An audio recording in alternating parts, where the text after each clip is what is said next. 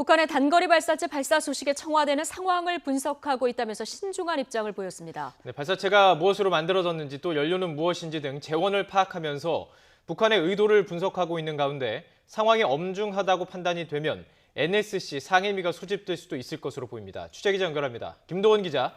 네, 청와대입니다. 네, 최근 남북 관계가 숨고르기에 들어간 가운데 벌어진 상황이라서 더 주목이 되는데요. 청와대 반응 지금 어떻게 나오고 있습니까?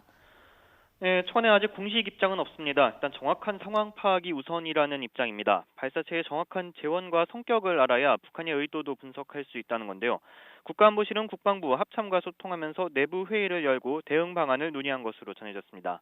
다만 국가안전보장회의 NSC 상임위원회가 소집된 건 아직 아닙니다. NSC 상임위는 국가안보실장과 청와대 비서실장, 외교 통일국방부 장관, 국가정보원장 등으로 구성이 되는데요.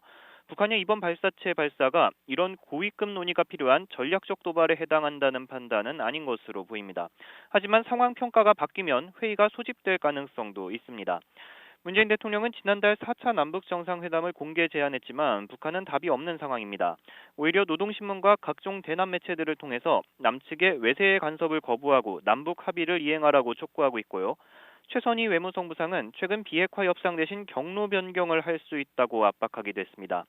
이런 가운데 북한이 발사체 발사에 나서면서 한반도 정세가 교착 상태를 넘어 다시 긴장 국면으로 접어들 수도 있는 것 아니냐는 우려가 나옵니다.